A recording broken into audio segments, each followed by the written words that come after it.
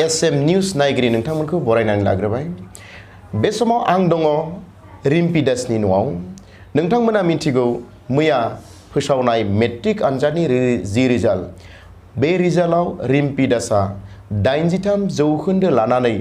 बर' बिजोङाव फरायनानै बिथाङा मोजाङै उथ्रिसारनो हादों बिथांनि न'आ कामरुप जिल्लानि सिङाव थानाय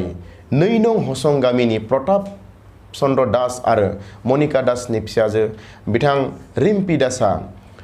मोजाङै बिथाङा पास खालामनो हादों दा बे समाव जोङो बिथांनि खाथियाव दङ आरो बिथांखौ एसएम निउसनिफ्राय रोजा रोजा साबायखर जासिबाय आरो बे समाव नोंथांनो जोंनि खुलुमनायखौबो जासिबाय खुलुमबाय मैयानि दिनाव जिहेतु मेट्रिक आनजादनि रिजाल्ट 83 जौखोन्दो लानानै पास खालामबाय नोंथाङा माबायदि नांदों जोबोद मोजां नांदों आं बेनि सायाव माय आसा खालामदोंमोन थेवबाबो बेखिनि मोनदों गोजोननाय मोनदों मा आसा खालामदोंमोन डिस्टिंसननिफ्राय 92% आसा खालामदोंमोन नोंथाङा आसा खालामनाय बायदि मार्क मोनाखै बर' मिडियामाव फरायदों आरो हारसा जानानैबो नोंथाङा जे बर' मिडियामाव फरायबाय दा बर' मिडियामाव फरायनानै माबाफोर जेंनाफोर मोनदों नामा नोंथाङा आं गुदिनिफ्रायनो फरायदों बेखायनो मोनबो जेंना मोनाखै बहा फरायदोंमोन गुदियाव फरायसालिफ्रा बहा फरायखो आं गिबियावनो तामुलपुर जिल्लानि सिङाव थानाय देउलगुसि बाथौ आश्रमाव फरायदोंमोन बिनि उनाव कामरुप जिल्लानि सिङाव थानाय इउएन एकाडेमि हसं इउएन एकाडेमियाव फरायदोंमोन बेनि उनाव आं आफानि फरायसालियाव फरायदोंमोन आफानि फरायसालियाबो प्राइभेट नामा नङा सरकारि बहा बियो बियो दुलगुसि गामियाव दुलगुसि हाई स्कुल बेयो तामुलपुर जिल्लायावनो न'आव सोर माने बर' रोंगो न'आव आंनि आफा आं रोंगो ओमफ्राय सिस्टार बाङाय रोंगो बुजि मोनो दा बेनि उनाव मा जानो सानदों आं बेनि उनाव मेडिकेल लाइन थांनो होदों डक्टर जानो लुगैदों बर' मिडियामाव फरायनानै जे नोंथाङा 83% लानानै पास खालामबाय बे पास खालामनायाव दिनै नोंथाङा बर' फरायसाफोरखौ आरो बर' गार्जेनफोरखौ मा खावलायनो लुबैयो मोनबो नङा बर' मिडियामावबो गोदोर मानसि जानो हायो आरो जायखिजाया मिडियामावबो फरायनानै हायो बर'फोराबो गावनि मिडियामाव फरायनानैबो मोजां जानो हायो आं बुंदों रिम्पी दासआ मा बुंदों हयथ' नोंथांमोना मिथिगौ जे बर' मिडियामाव फरायनानैबो मोजां मानसि जानो हायो आथिखालाव नुदों जोङो जोंनि गोबां दैदेनगिरिफ्रा गावनि गथ'फोरखौ बर' मिडियामाव फरायहोआ इंलिश मिडियामाव फरायहोआ नाथाय लेक्सारखौ गिदिर होयो जे बर' मिडियामाव फरायनांगौ बर' बिजोंखौ फोथांनांगौ होननानै बुङो जोंनि गोबां बर' फोरोंगिरिफोरा दायो जों नुनो मोन्दों जे बिथांमोना बर' फरायसालियाव फोरोंगिरि मावनानै माइरं जादों न'खर सालायदों नाथाय गावनि गथ'फोरखौ इंलिश मिडियामाव फरायहोदों दिनै रिम्पी दासआ बुंदों जे बर' मिडियामाव फरायनानैबो गिदिर मानसि जानो हायो होननानै आरो बेनि फोरमान हिसाबै बिथाङा बुंदों 83% लानानै दायो डक्टर जानायनि सिमां नुदों बर' मिडियामाव फरायनानै बर' बिजोङाव फरायनानै दा बे जोबोद जोंनि थाखाय मोनसे लाजिथाव बाथ्रा मानोना गुबुन हारिनि फरायसाया दिनै बर' मिडियामाव फरायनानै डक्टर जानायनि सिमां नुदों नाथाय बर'फोरा आथिखालाव नोंथाङा जिहेतु माने मेट्रिक आनजादखौ उथ्रिनायनि उनाव दिनै परिबेस बे परिबेसा दिनै नोंथांनि न'आव जोबोद गोजोननाय फैदों रायजो राजाफ्रा जोबोद मोजां मोनदों दा बै समाव जाय समाव नोंथाङा फरायबाय थादोंमोन बै समाव माने खाथि खालानि मानसि बा नोंथांमोननि हारसा मानसिफ्रा नोंथांखौ बुंदोंमोन नामा जे बर' मिडियामाव मानो फरायनांगौ एसामिस मिडियामाव फराय इंलिश मिडियामाव फराय बेफोरबायदि बाथ्राफोर बुंदोंमोन नामा बुंदोंमोन गोबां मानसिफोरानो बुंदोंमोन न'खरनि मानसिफोराबो बुंदोंमोन माबा बुंदोंमोन बेलेग मिडियामाव मानो फरायदो बर' मिडियामाव फरायालासिनो इंलिश मिडियाम बा असम मिडियामफोरावबो फरायनो हायोमोन थेवब्लाबो आंनि आफाया बुंदोंमोन बेखौ सामनो हायाबा फरायबाय इयुनाव बर'आवनो फरायदो लोगोफोरा बै फरायसालियाव फरायनाय लोगोफोरा सोरबा हारसा बुं बा बर' बुं लोगोफोरा नोंखौ एदावबायोमोन नामा जे नों बर' मिडियामाव फरायदों होननानै आं आंखौबो बिसोरो बर' बायदिनो सानना लायोमोन मोनबो माबा खालामोमोन आंखौ जेबो हेंथा होआमोन बिदि बर' आं असमिया बेफोरखौ बुङामोन आरो माने जोबोद मोजां लोगो जायोमोन आरो मोजां थासारि आरो मोजां माने परिबेसजों नोंथाङा दिनै माने बिदि माने मोजां फरायबोनानै दिनै 83% लानो हाबाय आरो न'खराव माने परिबेसा माबायदि न'खराव बर' रायज्लायोना रायज्लाया न'खराव बाराद्राय रायज्लाया बेलेगाव थांबासो रायज्लायो आरो आफाजों रायलायो नामा रायलायो माब्लाबा सोर बांसिन मदद खालामो न'खराव माने नोंथांखौ फरायनायाव आइ आफा सानैबो खालामो आफाया मा मावो आफाया फोरोंगिरि तुलगुसि स्कुल बिदिनो फोरोंगिरि आइया मा खालामदों आइया मोनबाहाङा साख्रि नागिराखै नागिरदोंमोन टेट पास खालामदो आइया टेट पास खालामदो ओमफ्राय सोर दं आरो सोर दं न'आव आइ आफा ओमफ्राय आगै नोंनि न'आ एक्जेक्ट माने अबे जायगायाव न'आ आंनि न'आ कामरुप जिल्लानि सिङाव 2 नम्बर हसं 2 नम्बर हसं गरेस्वर खाथियाव थानाय 2 नं गरेस्वर 2 नं गरेस्वराव नङा होमबा जों नुदों दिनै गोबां माने जोंनि बर' मानसिफ्रानो माने गावनि गथ'फोरखौ गुबुन बिजोङाव फरायहोगासिनो दङ आरो जायनि थाखाय दिनै जोंनि बर' मिडियामनि फरायसाफ्रा खमायलांगासिनो दङ दा बे माने बिथिङाव नोंथाङा जोंनि बर' गार्जेनफोरखौ माने जे माने बर' गार्जेनफोरा गुबुन बिजोङाव फरायगासिनो दङ बेनि सायाव नोंथाङा बै गार्जेनफोरखौ मा खावलायनो लुबैयो बर' मानसिफोरा जुदि बर' मिडियाम फरायाबा बर' रावानो गोमालांगोन बेनिखायनो बर'फोरा बर'आव फरायनांगौ आरो बेलेग रावनि मानसिफोराबो बर' मिडियामाव फरायनो हायो मोनबो हेंथा गैया मोननै बाथ्रा बुंदों बिथाङा से नम्बर बाथ्राया जाबाय मा बर' मानसिफ्रा बर' बिजोङाव फरायाब्ला जोंनि बर' बिजोङाबो थैगोन आरो बर' रावाबो थैगोन आरोबाव मोनसे नैथि बाथ्राया बुंदों जे गुबुन हारिनि मानसिफ्राबो बर' बिजोङाव फरायनो हायो बर' बिजोङाव फरायनानैबो माने गुबुन हारिनि मानसिफ्रा मोजां शिक्षा लानो हायो बे बाथ्राखौ बुंदों आरो बेनि उनाव जोंनि जि नैबे थासारि बे थासारियाव दायो गामि गालायाव गोबां सेंग्रा लाइमोनफ्रा माने फरायनायखौ गारनानै सोरबाया निसा जाथियाव लादों सोरबाया बायदिसिना गुबुन गाज्रि परिबेस माने ड्राग्स लादों मबाइल फाग्ला जादों बा उन्दै बैसोआवनो हाबा जादों दा बेफोरनि सायाव बै फरायसाफोरखौ नोंथाङा मा खावलायनो सानो बा इंलिश मिडियामफोराव फरायबानो सासे गोदोर मानसि जानो हायो खिन्थु बेलेग मिडियामाव फरायबाबो हायो बर' मिडियामाव फरायनानै मानसिफोरा बेबायदि जायो बेबायदि जानाङा आरो बेफोरखौ खालामनाङा आरो मा खालामनाङा मोजां फरायनांगौ बर' मिडियाम फरायनानैबो सासे गोदोर मानसि जानो हायो आरो बेबायदि उन्दै समावनो हाबा बा निसाफोरखौ लोंनाङा बेफोरखौ लोंबा खम समावनो थैनो हायो जौ लोंबा निसा जातीय बुस्थु लायोबा माने मानसिया थाब थैयो नङा होमबा बेनि उनाव आं मोनसे बाथ्रा सोंनो लुबैदों जे जिहेतु नोंथाङा एसामिस मानसिब्लाबो एसामिस मिडियामाव फरायाब्लासिनो दिनै बर' मिडियामाव फरायबाय दा बर' मिडियामाव फरायनाय हिसाबै जोंनि माहारियारि आफाद बा दुलाराय बर' फरायसा आफाद बड' साहित्य सभा आबो बा बिटिआर सरकारनिफ्राय नोंथांखौ दासिम बेबायदि खबर लाबायना दासो लायाखै जेबो रावबो खबर लायाखै जोबोद दुखुनि बाथ्रा दिनै सासे हारसा गथ' रिम्पि दासआ बर' मिडियामाव फरायनानै दिनै बिथाङा 83% मोनबाय नाथाय जोंनि माहारियारि आफादनिफ्राय बिथांखौ बरायनो थाखाय बा बिथांनि खाथियाव फैनानै गांसे आर'नाइ होनानै बरायफैनो थाखाय बा बिटिआर सरकारनिफ्राय बिथांनि खाथियाव फैनानै बिथांखौ खबर लाफैयाखै होननानै बुंदों मानो होनना बुङोब्ला जों बयबो मिथिगौ बिथाङा जाबाय गुबुन हारिनि मानसि जों जाबाय बर' हारि दिनै गुबुन हारिनि मानसिया बर' मिडियामाव फरायनानै दिनै 83% मोनदों आरो बिथाङा गावखौ गुबुन हारिनि जिहेतु जोंखौ बा जोंनि मानसिखौ खबर लाजानो लुबैनाया बेयो स्वाभाबिक दा ओंखायनो आं बेनि गेजेरजों खावलायनो लुबैदों जोंनि माहारियारि आफादफोरा जाहाथे बिथांखौ सहाय खालामो बा खबर लाफैयो बा सरकारा बिथांखौ खबर लायो बेनि थाखाय आङो सरकारनिसिम आरो जोंनि माहारियारि आफादफोरखौ आं खावलायदों दा नोंथाङा बिटिआर सरकारनिफ्राय नोंथाङा माबाफोर लुबैयो नामा बा माबाफोर बुंनो लुबैयो नामा बिटिआर सरकार आरो प्रमद बर' सारा बाङाय आंखौ बाङाय हय हामबा गाहाम जागौमोन मा सहाय फिस एडमिसननि फिस बा बाङाय न'आव फरायफैनानै बाङाय माबा हामबा गाहाम मोनो बे समाव बिथाङा खावलायदों जे बिटिआर सरकारनिफ्राय बिथांनो एडमिसननि थाखाय एसे हेफाजाब होनो हायोब्ला माने बिथाङा जोबोद गोजोननाय मोनगोन होनदो मानो होनना बुङोब्ला बिथांनि बिफाया माने साख्रि मावोब्लाबो आं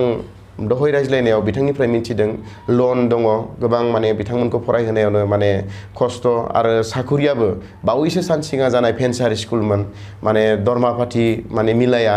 गथ'खौ आं माबायदि फरायगोन होननानै बिथांनि बिफाया टेनसन जादों दा ओंखायनो जोंनि माहारियारि आफाद आरो सरकारा जाहाथे बिथांनो रिम्पिया जायखौ लुबैदों एसे एडमिसननि फिसफोरखौ जाहाथे एसे होयोब्ला जोबोद गोजोननाय मोनगोन होननानै बुंदों दा जोबथारनायाव नोंथाङा नैबेनि गेजेरजों मा खावलायनो सानो बेलेग गुबुन मिडियामबाबो मानसिया गोदोर मानसि जानो हाया बर' मिडियामाव मानसिफोराबो गोदोर मानसि जानो हायो गावबा गावनि मिडियाम फरायहोनांगौ आरो बर'फोरा जुदि गावबा गावनि मिडियामाव फरायो गावनि मिडियामाव होमबा बे रावा गोमालांनोबो हायो ओंखायनो बर' सेंग्रा सिख्लाफोरा फरायनांगौ गावनि मिडियामाव बर' मिडियामाव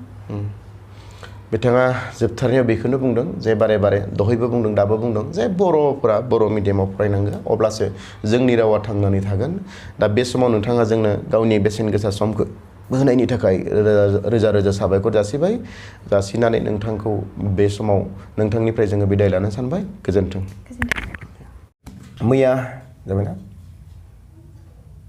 मैया रिम्पि दासनि जिहेतु रिजाल्ट होबाय 83% लानानै बिथाङा मेट्रिकखौ मोजाङै पास खालामबाय बिफा हिसाबै नोंथाङा माबायदि मोनदों गोसोखौ आं गोजोननाय मोनबाय थेवबो थारमाने आखा हिसाबै जि रिजाल्ट मोननांगौ माने बेनि सायाव थानांगौ आरो 83 नि सायाव आरो मोनबावनांगौमोन गथ'आ माबायदि बुंदों गथ'आथ' मथा मथि 90+ जानांगौ ओरैबायदि बुंदोंमोन थेवबो गथ'आ বিশ্বাস खालामाखै रिजाल्टनि सायाव नोंथाङा जे सासे हारसा मानसि जाना दास मानसि जानानै गावनि गथ'खौ जे बर' मिडियामाव होबाय बे बर' मिडियामाव होनायखौ नोंथाङा गिबियै माबायदि सानजेनखो जेनेबा आं सानदोंमोन खाथि खालायाव जिखिनिया दोङो मानसिया बर'आनो थेवबो थारमाने आं सानदोंमोन ओरैबायदि जे मिडियामनि लोगो माबा बाथ्रा फैयो नामा बेखौ थारमाने आं फोरमान खालामनाय जायोदि जे गुबुन हारिनि मानसिफोराबो ताने गुबुन मिडियामाव बिजोङाव फरायबाबो जेबो हेंथा जाया मिडियामनि लोगोआव जेबो गैया गथ' मोजां जानांगौ मानिनांगौ फोरोंगिरि बा बिफाफोरनि बाथ्राबो गार्जेनफोरनि बाथ्राखौ मानिबा जेबो जाया बे मोनसे प्रमान होबाय खिन्थु आथिखालाव नुदों जोङो जोंनि गोबां बर'नि दैदेनगिरिफ्रा गावनि गथ'खौ इंराजि मिडियाम बा गुबुन मिडियामाव होदों आरो गोबां फोरोंगिरिफोर बर' बिजोंनि फोरोंगिरिफ्रा सरकारि माइरंखौ खिन्थु फोरोंगिरि मावना बेनिफ्रायनो जादों नाथाय गावनि गथ'खौ इंराजि बिजों बा गुबुन बिजोङाव होगासिनो दङ दा बे बेलायाव नोंथाङा मा बुङो खारन दिनै बर' मिडियामनि फरायसाफ्रा खमायलांगासिनो दङ बे बेलायाव आं बुंनो सानोदि जे जिहेतु सरकारनि माइरं जादों गतिके सरकारनि जिखिनि फोरोंगिरि दङ बे सरकारि फोरोंगिरिफोरा गावनि फिसाजो बा फिसाज्लाफोरखौ गावनि स्कुलाव सरकारि स्कुलाव फरायबा मोजां जायो आरो बे सरकारि स्कुलाव गथ'फोरा बुरजा जागोन आरो मोजाङै सोलिनो हागोन बेखौ आं सानो आथिखालावथ' जों नुदों दिनै गण उत्सव फालिदों जाय जायगायाव माने फरायसा खम बै फरायसा खमखौ माने स्कुलखौ क्ल'ज खालामनो नागिरदों नङाबा माने गुबुन स्कुलजों माने दाजाबनो नागिरदों दा बै जुदि बेबायदि जायोब्ला जोंनियाव मास्टर साख्रिया खमिगोन साख्रियाला खमिगोन जोङो सोलिनायाव एसे उसुबिदा जागोन दा बेबायदि माने माखासे प्रब्लेम्सफोरा नुजागोन आरो दिनै नोंथाङा जिहेतु माने बर'खौ जोबोद मोजाङै रायज्लायदों आरो नङाबा बर'खौ मोजाङै बुंनो हायो माब्लानिफ्राय बेबायदि माने मोजाङै नोंथाङा बुंनो हाखो आं उन्दैनिफ्राय थारमाने बे रायज्लायनायाव बर' रावखौ रायज्लायनो लुबैखायोमोन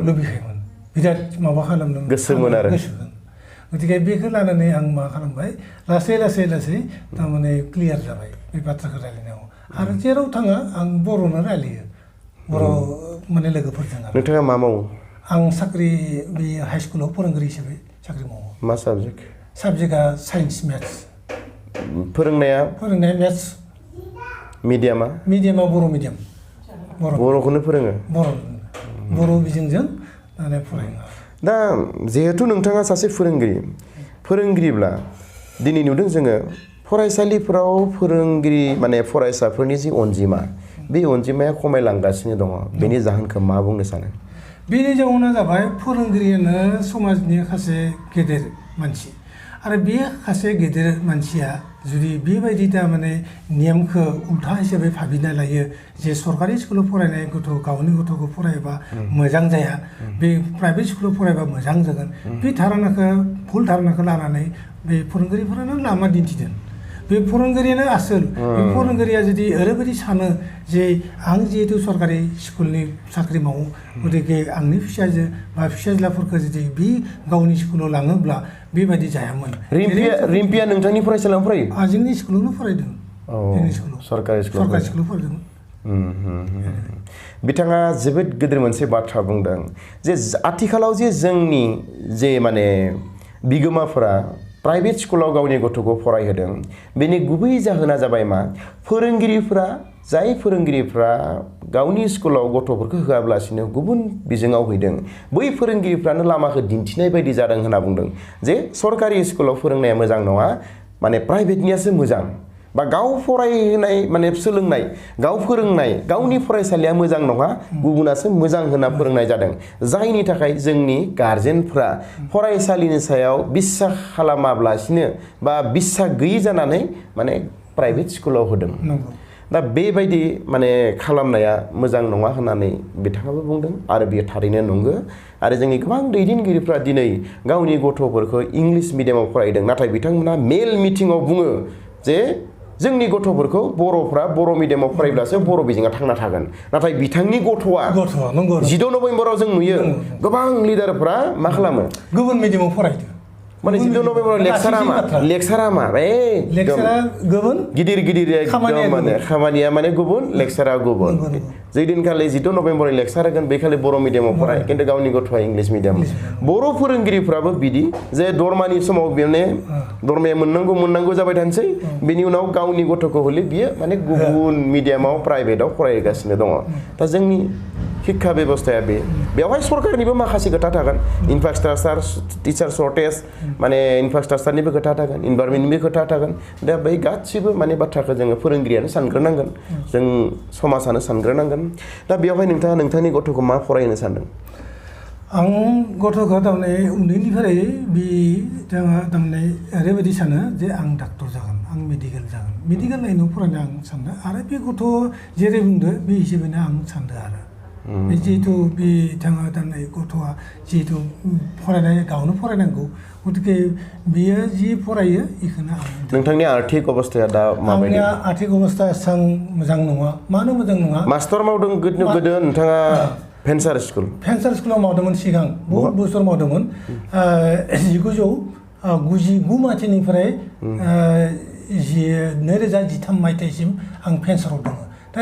2013 स्कुला माबा जादों प्रभिन्सियेल जादों प्रभिन्सियेल जानायनि उनाव धर्मा पातिबो खम दङ गतिके थारमाने आरो लोगो थारमाने हाबा हुखा बा गथ' गथाय दङ बेनिखायनो थारमाने धर्मा मिलिनाय नङा लन सन लानाय जादों गतिके बेनिखायनो आं माने बाय उसुबिदायाव गोलैदों आरो सरकारखौ माबाफोर खावलायनो लुबैना बिटिआर सरकारखौ प्रमद सार बिटिआरनि चिफ बिथांमोनखौ आं सानदोंमोन दि बाय एडमिसननि थाखाय बा गथ'खौ नायनो थाखाय फरायनो थाखाय बाय हेल्प खालामनो जायोब्ला आंनिया गथ' सानो बे लुबैदों जानो बेखौ थारमाने बे बास्तबाव जानो हागौ बर'नि माने एबसु बड' साहित्य सभा आबुफ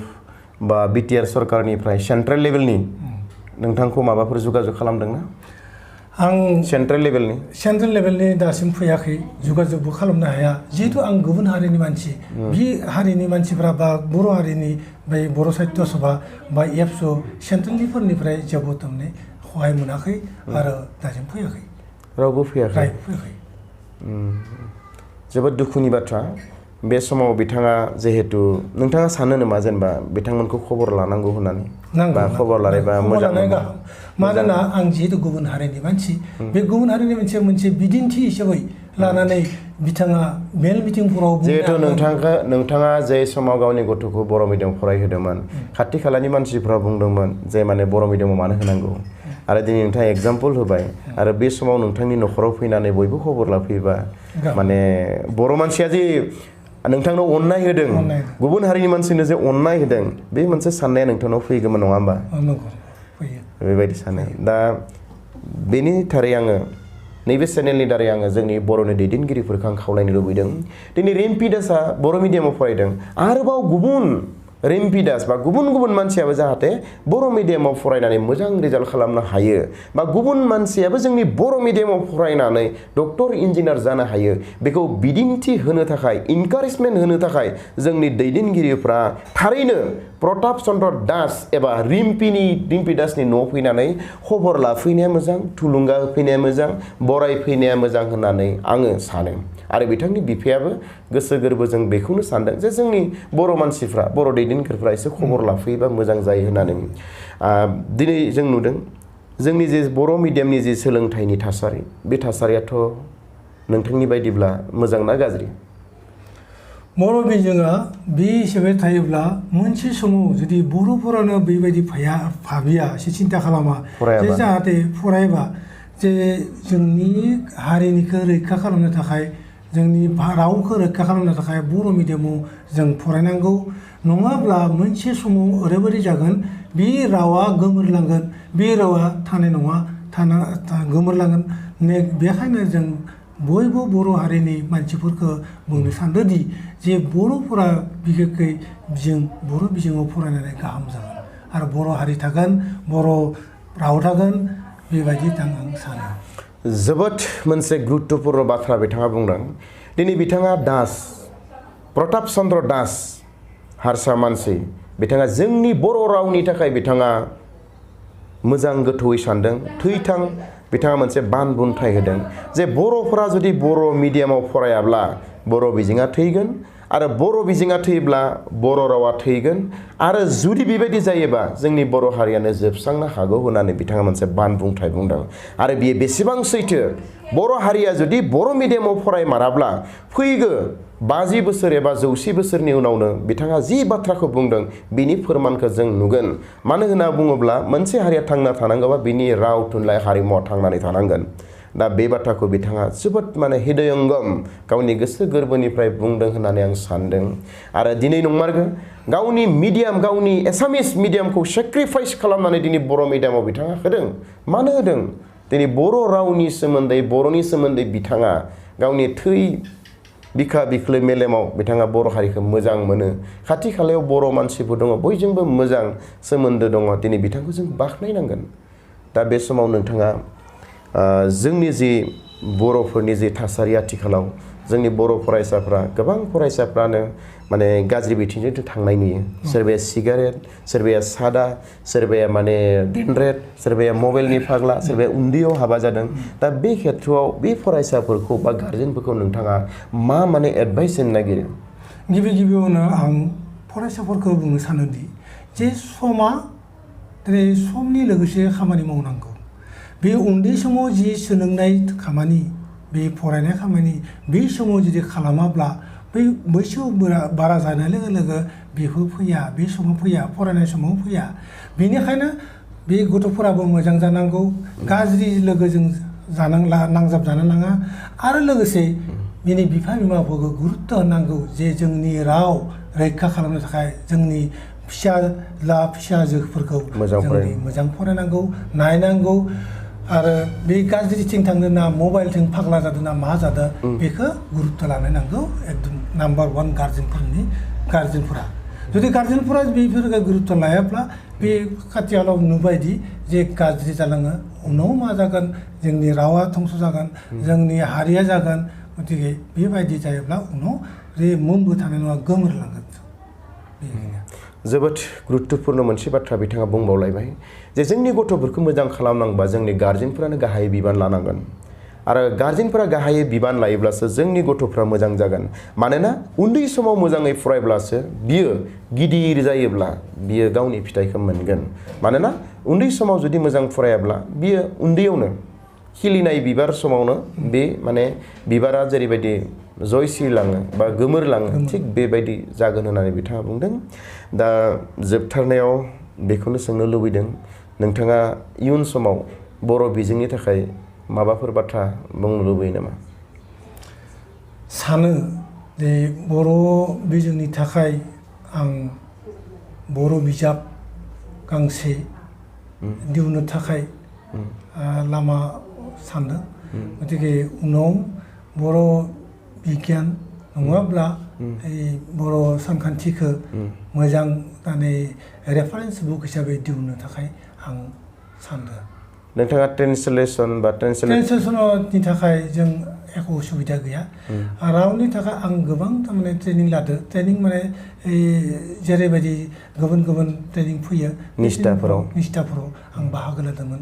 जे आं ओरैबायदि ट्रेनिंफोराव बुङो निष्ठा ट्रेनिंफोराव बुङो जे सानखान्थिफोराव माबा मोनसे सोदोब दङ नामा ओरैबायदि जे जाय सोदोब बर' सोदोबा मिथिया बे बारानो असमिया बुङो समस्त जे समस्तआ मालाय समस्त बुखाखोन्दोखौ बुंनो हाया भग्नांश बुङो बेबायदि सोदोबफोरा असमिया सोदोबफोरा बाहायोब्ला बे बर' सोदोब थि सोदोब बाहायनांगौ बे थि सोदोब बाहायोब्ला बे बर' रावखौ बे जि सोदोब बे सोदोबा थिग थागोन नङाब्ला बे सोदोबा बे गुबुन सोदोब बाहायबा बे रावा थिग जानाय नङा मोजां जानाय नङा आरोबाव मोनसे जोबोद माने बाख्नायथाव खामानि बिथाङा आखायाव लानो सानदों बिथाङा एसामिस मानसि एसामिस मिडियाम गावनि बाथ्राफोरा बिथाङा एसामिस माने माबायो दिनै बर'खौ मोजाङै रायज्लायनो रोंगौ नाथाय बिथाङा बर'फोरनि थाखाय बर' बिजोंनि थाखाय मोनसे सेक्रिफाइस हिसाबै मेथ्स आरो साइन्सनि थाखाय बिथाङा रेफारेन्स बुक बिथाङा दिहुननो थाखाय बिथाङा दिनै नाजादों आरो सिमां मोनसे दङ आरो गावनि गथ'फ्रा जाहाथे सिमांखौ साक्सेस खालामखांनायनि उनाव जेता एसे रेस्ट टाइम मोनगोन बे समाव हयथ' बिथाङा हयथ' बिजाबखौ जोंनो आखायाव होगोन आरो आं सानदों बे समाव माने बर' साहित्य सभाया बिथांखौ जगाजग खालामनानै बिथांखौ एसे क्ल'सआव लाखिनानै बिथाङा बेबायदि बिजाब दिहुननो नागिरनायखौ जाहाथे थुलुंगा होयो आरो माने बेबायदि खामानिनि थाखाय अरायसम जाहाथे इनकारेजमेन्ट होयो बेनि थाखाय आं बर' थुनलाइ आफादखौबो बे समाव आंनिफ्राय खावलायनाया थाबाय जोबथारनायाव नोंथाङा बिटिआर सरकारनिफ्राय माबाफोर लुबैयो नामा जोबथारनायाव आं बिटिआर सरकार प्रमद बर' सारनो प्रमद बर'खौ नोंथाङा सिनाय मोनो ना लोगो मोनबाय नामा लोगो मोनाखै थेवबो आं मिथिगौ माबायदि नोंथांनि नोजोराव प्रमद बर'आ इलेक्सन टाइमावबो नुदोंमोन माबायदि नोंथांनि माबायदि मानसि बिथाङा माबायदि नोंथांनि नोजोराव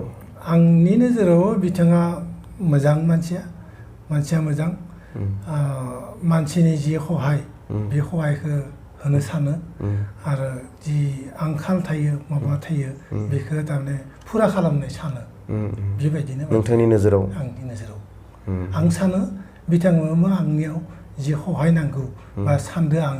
बेखौनो बिथाङा बाय सानो आरो नोंथाङा खम समनि गेजेरावनो